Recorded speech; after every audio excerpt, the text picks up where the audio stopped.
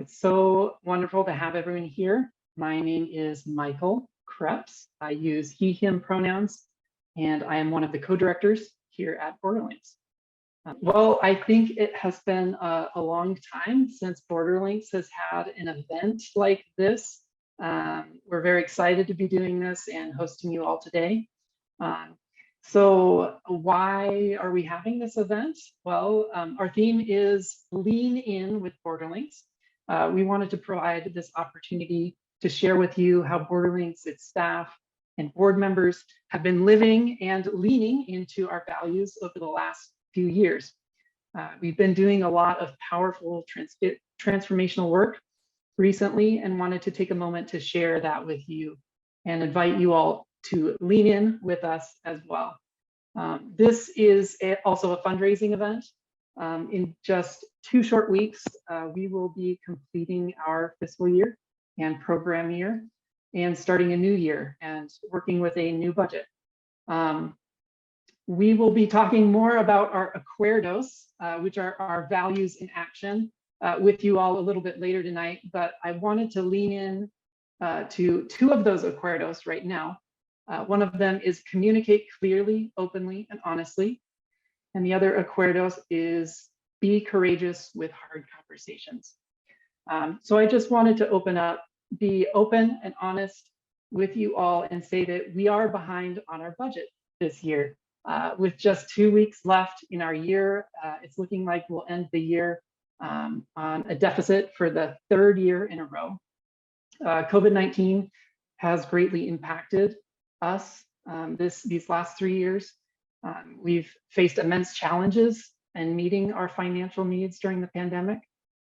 We leaned into our values by keeping our staff hired full-time without any layoffs or furloughs, and we prioritized the safety of our participants, staff, and community, all while continuing this transformational work despite all the challenges. But as a result, the cost was seeing our financial reserves basically wiped out, facing 2 and now 3 years of deficits, and quite honestly, a lot of stress and anxiety, which I'm sure many have faced during the last few years under this pandemic. Just the last few weeks have been quite challenging. One of our refrigerators broke down, our washing machine and our dryer both now need repairs. Our AC froze up this week as we face 110-degree weather. And on top of all that, we're hosting 3 delegations this week with limited staff capacity, and of course, planning this event as well. Yeah, it's been a lot.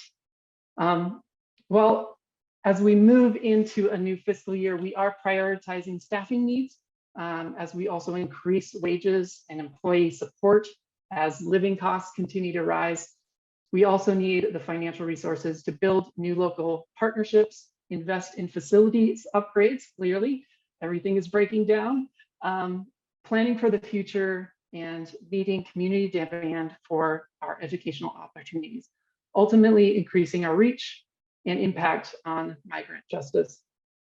But while our needs are great, this is a night of celebration. So I will turn it over to my fellow co-director, Ren Manning, to introduce or reintroduce BorderLinks to you all. Hello, everybody. My name's Ren, and an organization is made up of the people. So we're going to introduce who's here.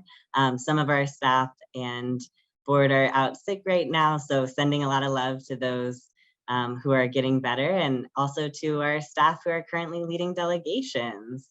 I'll go ahead and get started. My name's Ren. I use they, them, AE pronouns.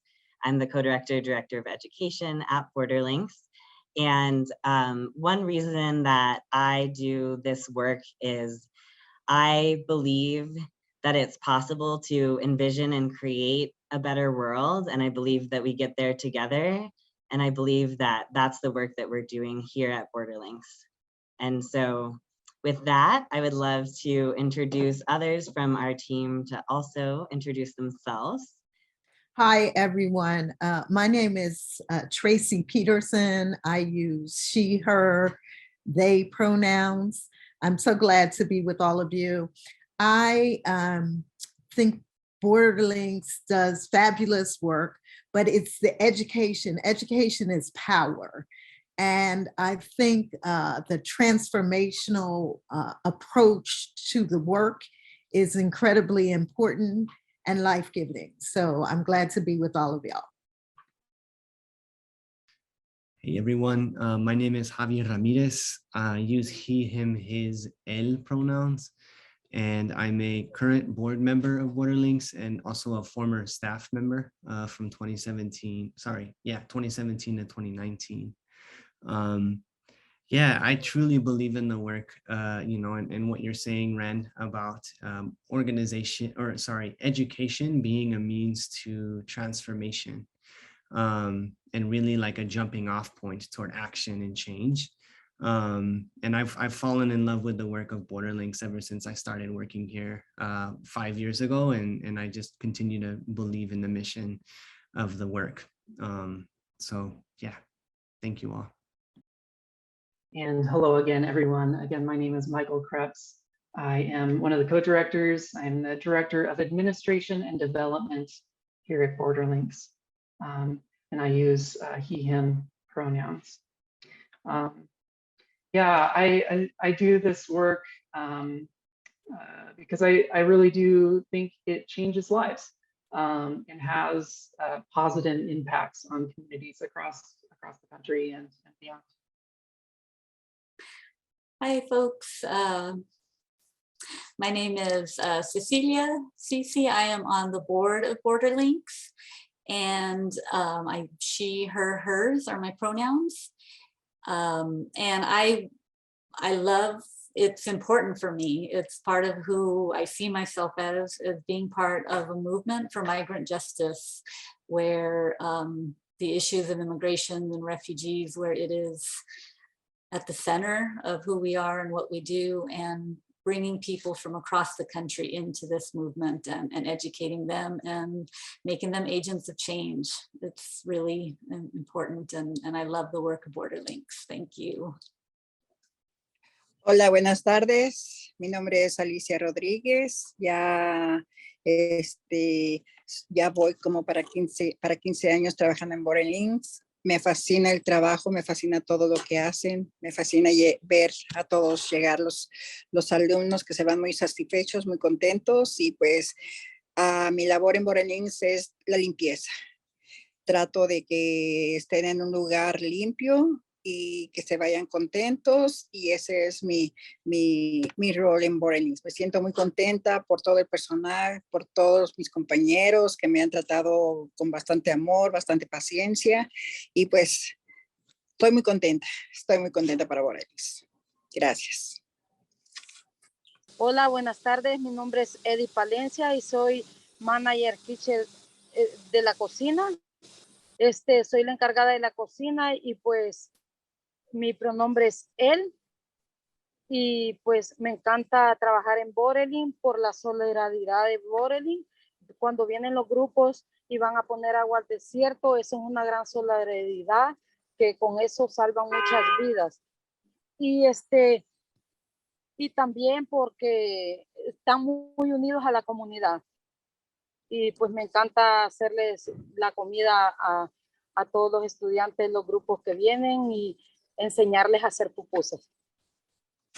Gracias. I'm Ellen Murphy, pronoun she, her, ella, speaking to you from the traditional lands of the Tono O'odham in Tucson. As a board member, I'm privileged to see the work of the wonderful co-directors and staff using popular education to support migrant justice, which so few of our elected officials do in our state and in our country, and bringing folks' stories to the forefront. Thank you. Beautiful, thank you all. I'm going to share screen and share some of the other people that make up our community here. The work that we do is what it is thanks to our community partners and our collaborations. Over the last several years, BorderLinks has taken strides to lean into our acuerdos and values with our partners as well, including implementing fair honorariums and sharing resources through our community fund. And partnerships with community-led organizations and organizers allow BorderLinks to center the voices of those most directly impacted by border and immigration policies. So this list is some of our active community partners at this time. The work we do is also possible with the delegations that come for delegations and workshops. So BorderLinks has hosted a total of 180 groups since 2017. In this list are several, not all listed, but these are some of the groups that we've been working with. And of course, we also are possible because of you all, the people who support and donate and stay engaged after you come to us for many years. And part of the focus and the theme of this fundraiser, Lean In, is an acknowledgement of our commitment to transformation in its beauty, messiness, and humanness. And we're excited to invite you to join us as we continue to offer this meaningful education in ways that are evolving and currently changing based on the landscape of the movement work that we are positioned in. So I will stop share here now and pass it back to Michael. Thank you, Ren. Yeah. Yeah, thanks so much for everyone introducing themselves.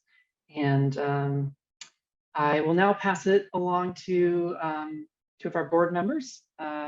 You've already introduced yourselves, and I'll pass it on to Board President Cici and Board Member Javi.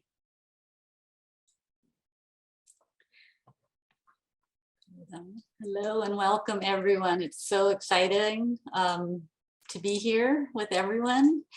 Thank you, Ren and Michael, for getting us started this evening, to our staff, the community partners, the supporters, everyone who makes our organization thrive.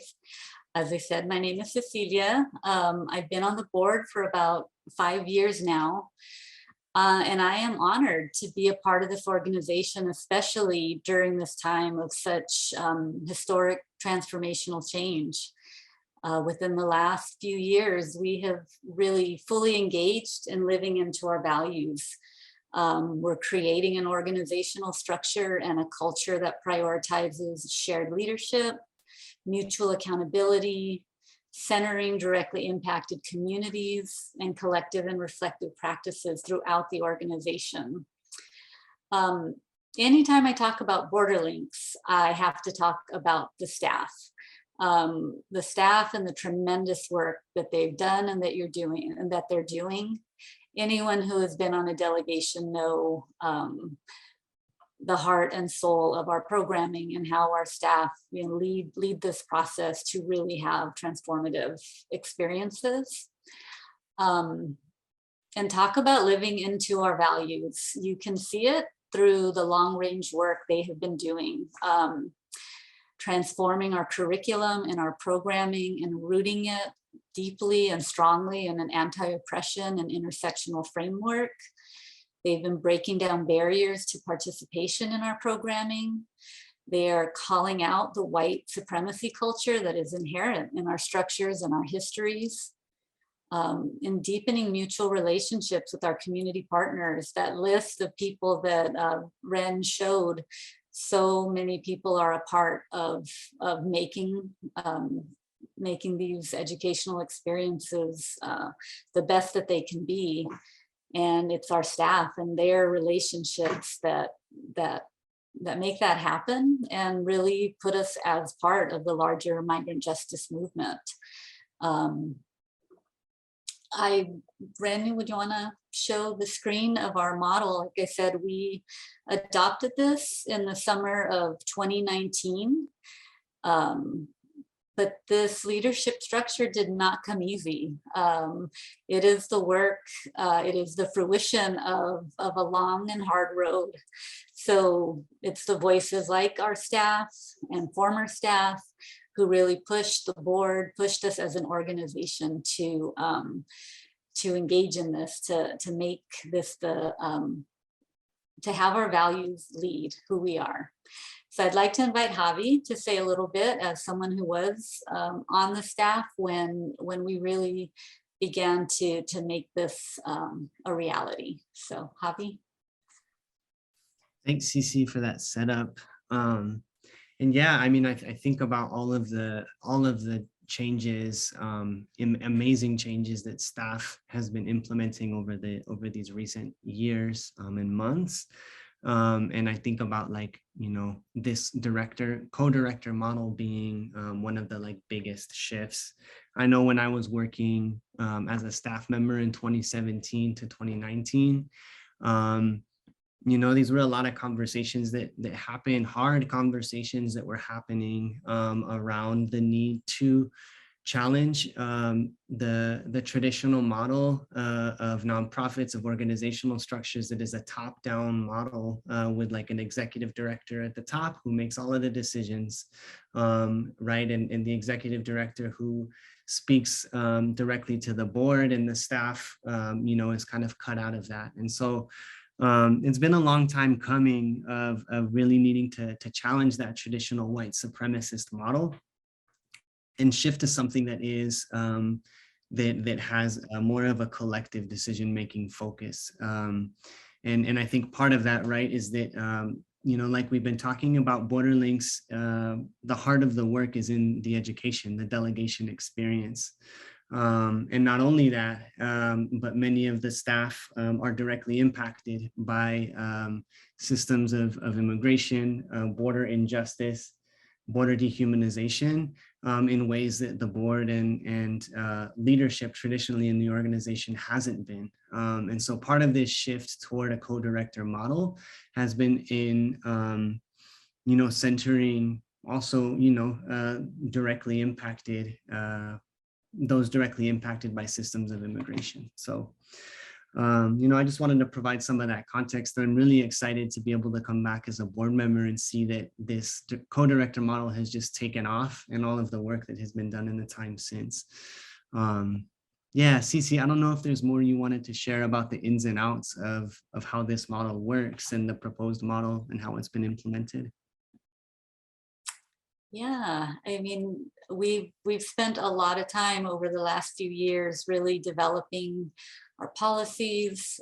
It's all the internal work that, you know, sometimes like, why are we talking about this? But it really is the hard work of putting the values into our systems, into our policies. And we have been blessed with two amazing co-directors who have help us grow into this model. And our work is not done. The transformation is not yet complete. If you look at the timeline, you can see that a global pandemic happened to emerge at the time that we were really adopting and growing into this. So although we have currently two co-directors, you can see on this chart that there is supposed to be a third. And it is a dream, a goal. It's an area that we want to move towards sooner rather than later. Until we can gain some more financial stability, we're making it work. And this is just one piece of the larger picture of how we're continuing to cultivate our values and align our practices of who we really are as an organization.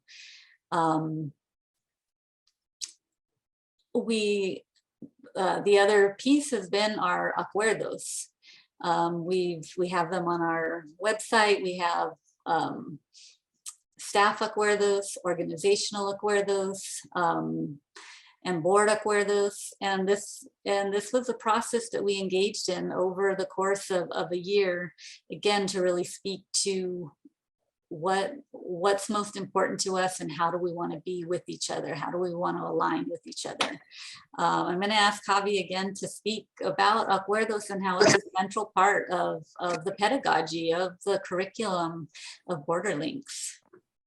Yeah, absolutely. And those of you, you know, I'm seeing many former delegation participants will be familiar with that term acuerdos as something that you did probably at the beginning of the delegation, and something that was referred back to as you kind of went through that experience, right? And acuerdos really means it's Spanish for agreements, right? Those bilingual Spanish speakers obviously know that. And it really is central to, it's a grounding within the delegation around how we're going to move through that experience of, like, whether it's 3, 4, 5, 6, or 7 days together. How are we going to engage in this immersive process in a way that is, engaging in harm reduction and care for our community, and is safe for learning, but also is challenging us to, to be open to feedback, right? To pay attention to the ways that white supremacy, systems of injustice live within us, and how we can bring that into the delegation space to be able to challenge it in our reflections and talk through it. And what we talk about in the delegation is the more we can engage in those acuerdos in an authentic way and live them out, the more we're going to get out of that delegation experience, right? And so when I think about the acuerdos that we've been developing as staff, as board, it's really about moving in that same way, in a way that is collaborative and also challenging us to move through it in a way that requires some risk taking, some trust, and also just some like internal reflection about what we're bringing to the table. Cici, do you want to say more about the particular acuerdos that were developed? Yeah, so with the slide that's being shown, this is specifically what we adopted with board and staff together as an organization. I do say that this was inspired by our staff, who took the time to articulate what it means for them to work together. And let's be real, the last 2 years have been hard. And the staff acuerdos, they came out the summer of 2020. Think back to what you were doing the summer of 2020. So how, as an organization, were we going to pivot to online programming? How are we going to continue the important work that we do in a way where people couldn't come to Tucson? There was so much happening. We had just had the 2 directors, and one director moved back to her hometown, and we were hiring someone new. So DACA ruling was coming out, the Black Lives Matter movement, the Floyd protests were happening. It was a summer, and this model, this gift of the acuerdos really helped our staff come together and name, like, what's important to us. How do we want to be with each other? And that inspired the board to come together and say, who are we as a board? How do we want to live and work together? And then come together with board and staff to develop that. And I think one that speaks to me the most, and I bring it up all the time whenever we're in a meeting, is how do we move at the speed of trust? It is a very slow speed, and it always feels like we have so much to do. And whether it's the refrigerator, or whether it's the delegation that's coming, or whether it's getting new board members, there's always so much to do. And how do we slow down and say what we're doing now is what we need to be doing now? And it's a learned process. And I know I have been inspired and learned from the staff again on how to do this better. Maybe not well, but trying to do it better. I'd like to invite you all, if there's something in the acuerdos that you see that speaks to you, if you were on a delegation and you see how these acuerdos that we developed as an organization, how you saw that happening, put something in the chat. Tell us if you have a question about it, or something that inspires you. We'd love to hear. We'd love for you to share with us. Okay, I see a comment here in the chat from Anna. Says, what did the decision process look like for this? Transitioning systems of power can be really difficult for some folks to accept and to come to terms with, especially if it involves releasing some of their held power. Were there any challenges with this process, and how did you overcome them? That was something. Yeah. That was something that I was going to speak to, because transitioning to a horizontal structures of power, that's really a work in progress, because we all have different roles within the organization, and trying to figure out how to manage that in real terms, in real life, is work. And I think what it underscores is what CC spoke to earlier, that we have to move at the speed of trust. And I think what is happening over this last year is a deepening of understanding of the variety of roles that we have and the relationships that we have with one another. And so that work continues to unfold for us, and learning how to engage that conflict as it emerges is something that we are getting better at and getting more skilled at in terms of our processes. And I'm really very grateful.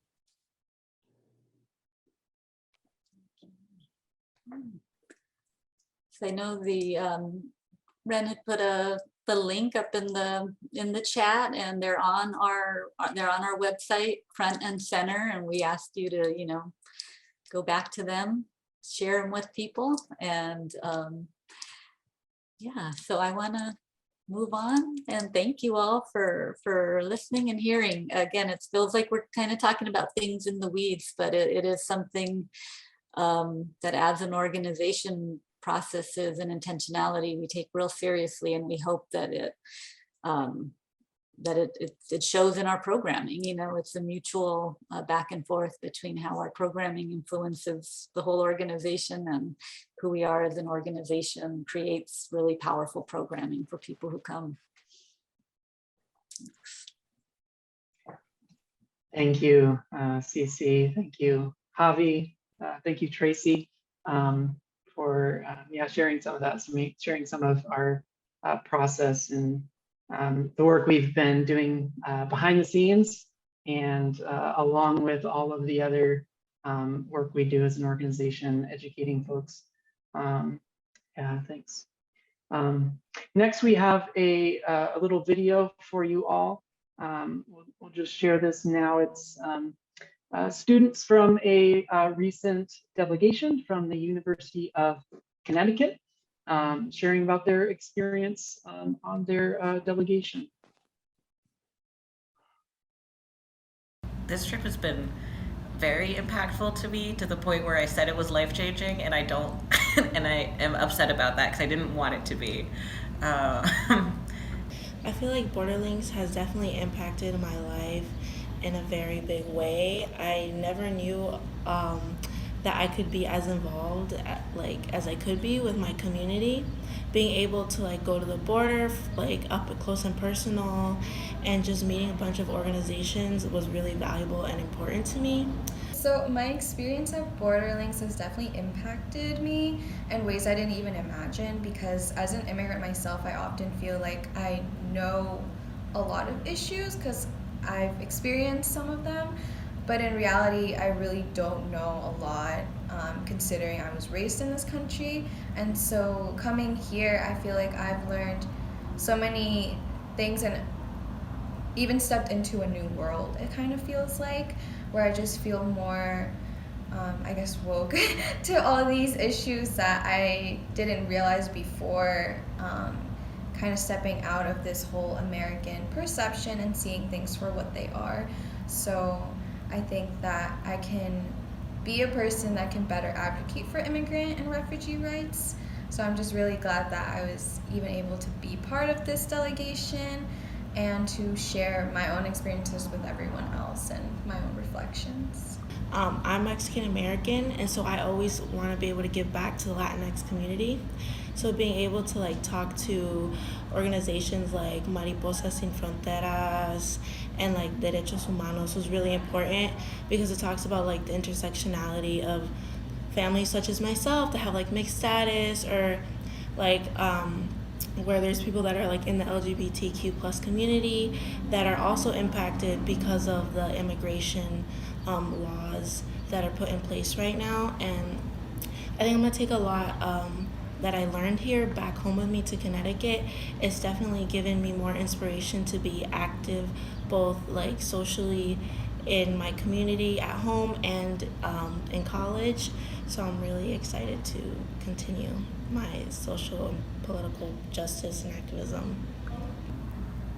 I feel like I've gone through like two separate journeys here, like both my own journey within like coming to terms with my own like culture and how it and like my family's immigration story, and also like everything that we've been learning and how all of that really intertwines and how personal like the border and issues with migration is. I guess I feel like everyone should be, I guess, kind of influenced, encouraged to come to the border, because I don't know, like personally, like when I come from, it's kind of you're living in a bubble. You don't really see things outside of that bubble. So flying over all the way here and seeing the borderlands, I feel like it's a necessary experience for everyone to kind of get a more real outlook of things and to really see like humanity at its like purest, I guess.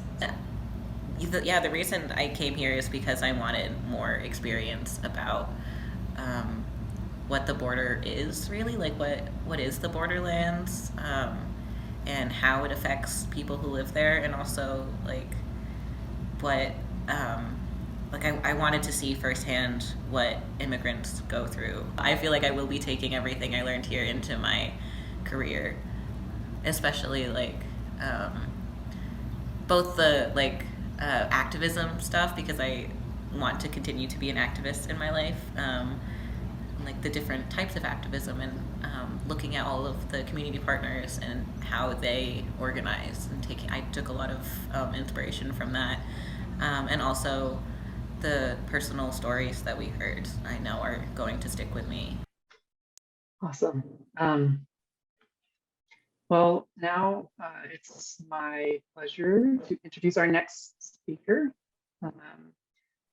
Rocio Calvo, professor at Boston College, who has brought many delegations to BorderLinks over the years.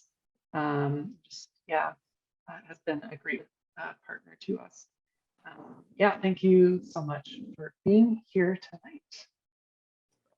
On to you. Good evening here from Boston. Thank you for having me tonight. I'm honored to be here. I carry BorderLinks very, very close in my heart. I've been bringing delegations there maybe, I don't know, for over 12 years and counting. If everything goes well, we will be there in January. We were saying this the last 2 years, and we were there virtually, which I have to give it to you and the organization and the wonderful staff that accompany us, because even though we could not be with you physically, the impact that had on the students and what we learned was as powerful in a different way, but as powerful as when we go there. Why I bring one of the things that Ren asked me is why I keep bringing delegations to BorderLinks. And to give people a little bit of context, I am bringing professionals to be. Right now, years ago, I brought undergrads, but now I bring graduate students that work with immigrant communities. And one of the things that I appreciate most about BorderLinks is how you center the community. how systemically you take away the barriers that prevent the delegations engaging with the communities. You are not the voice of the community. That's not what you do. You put the community at the center because the community have their own voice, and facilitating that encounter with the students that are that work with these communities, in my case are social workers, is invaluable to them. And what is a long-lasting experience is that before students go to BorderLinks, when they, and many of my students, but the vast majority of them are immigrants themselves, but they have grown up in immigrant families, they have mixed status, but as that the student was saying in the video, the encounter with BorderLinks give them a broader understanding of themselves, of their histories, and also of the work they do with the communities. And although the border is physically, very far from us here in Massachusetts, politically it's everywhere. The impact of the border is felt all across the United States. And the impact that the experience with BorderLinks have with my students that are eventually become professional social workers a few months after being with the delegation, we usually are with you in January, they graduate in May, is they bring those experiences with them to their work every day. So they don't see the families that they interact with as right there, only there, but they bring with them the immigration experience, the border experience, what happened there. So the experience with BorderLinks broadens these professionals' understanding of the communities they work with and they belong to forever. So actually, the work you do is transformational, not only in my students, but in the communities they work with.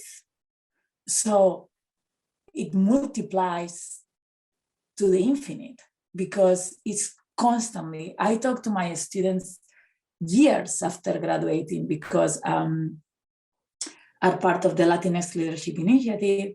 So we are like a big family and we are all in network. And when they work, they say, I always remember this BorderLink experience because it changed the way I approach the community. I approach the recent arrived family that I'm working with. I approach the unaccompanied minor that was just relocated and I'm working with an unaccompanied minor. Now I have a much broader understanding of what this kid has gone through or what this family has gone through. And that transforms the approach that they do to their work, and that transforms the work that they do in the agencies that they work. So those encounters with BorderLinks, because of the way you do it with the acuerdos and putting at the community at the center, has a multiplicative and really long impact. Many, many, many kilometers far from you, but having you at the center on a daily basis. So thank you. Thank you so much, Rocio. Yeah, it's great to hear from you in that perspective. I'm always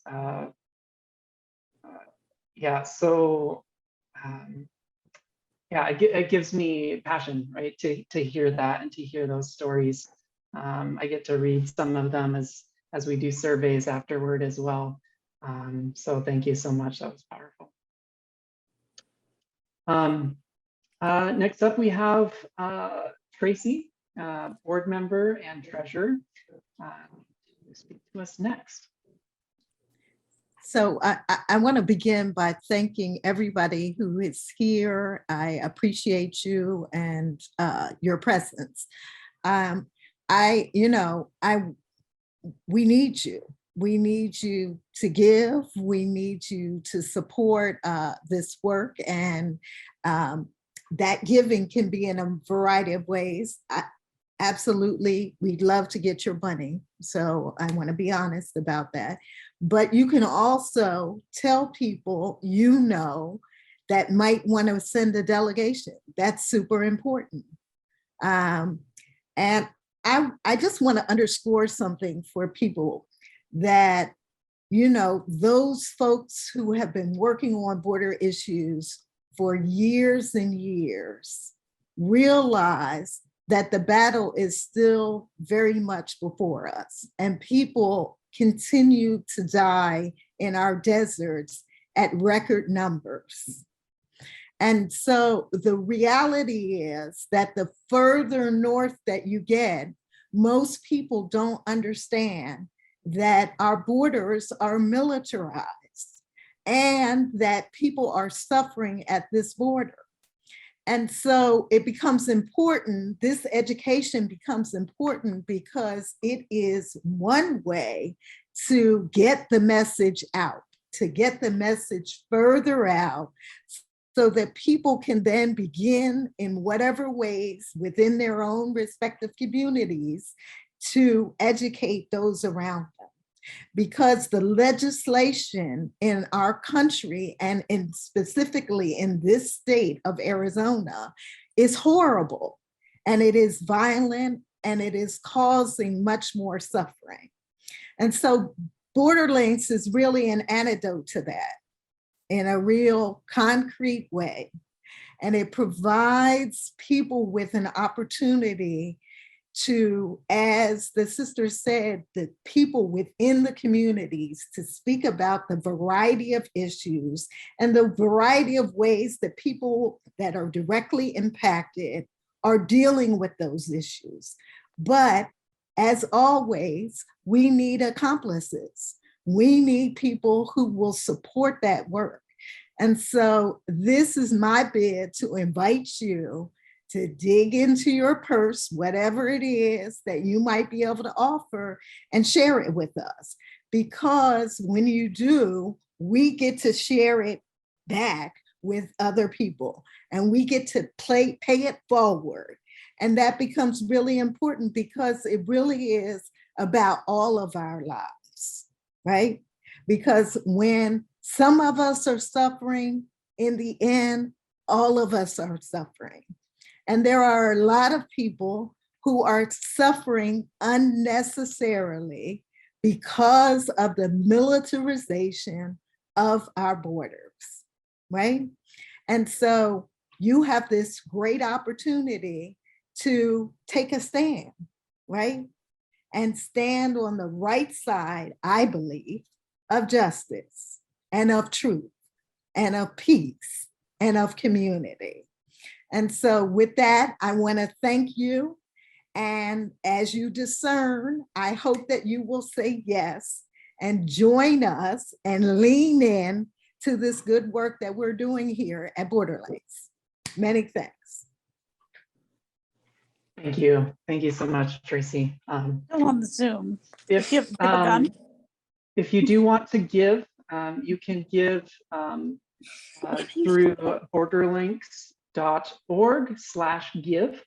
Pretty simple, borderlinks.org/give. That'll take you to the page you signed up to go to this event for. We're collecting donations on that page. And you can also give through the mail, through check. You can find our information on our website, borderlinks.org. You can also probably put that in the chat. Yeah, I hope you do consider that. Our goal is $50,000 in this event, and we'll keep that open until the end of the month, until the end of our fiscal year. That's about how much we need to make our budget work, to balance it out for this year. So we'll have that open. We'll share that with you all and with others over the next couple weeks. Our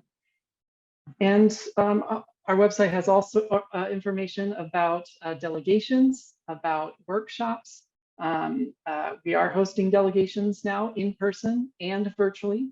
We are hosting workshops in person and virtually. So check out the information there on our website again. And yeah, we hope to see you here at BorderLinks soon. We do have internship and volunteering opportunities. They're a little bit limited, but we wanted to share that as well. Our website has a form that you can fill out, and you can just email us about that. Yeah, and with that, we're going to end on this final video that we watch with our delegations. This is the last thing in our scheduled agenda. So with that, I'll say thank you so much for joining us, and thank you so much to those who have already donated to us. So after we finish up this last video, we'll open it up a little bit. Feel free to spend a little bit more time with us, and we can unmute a little bit and chat. Thanks so much.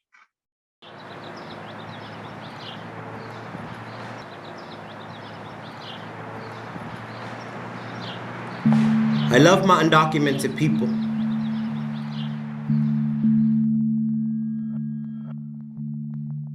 I love us because every day we wake up to a country that hates us. We wake up, give thanks to God, and go to work.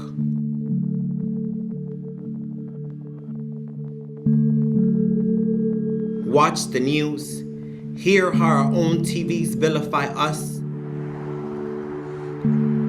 We change the channel and pray that tomorrow will be a better day for us. When they give us a little breathing room, we make the most of it. We're so grateful that often we forget we deserve better. That all this mess is not our fault. We stay low on the radar. Want peace. Want to exist without the added stress of having to be public about where our spirits ache. We just want to go to work to feed our families, yet we become scapegoats to a system that is addicted to exploiting the poor. I love my undocumented people because the way our spirits are toyed with, you need some unfathomable strength. I love us because we have constantly had to prove our humanity and constantly done it beautifully, because to stay human under these conditions, you have to have an understanding of beauty. I love us even when our stories are manipulated and exploited. Even when we are presented as gloom and doom narratives. I love us because at the end of the day, somehow we always manage to make something out of nothing.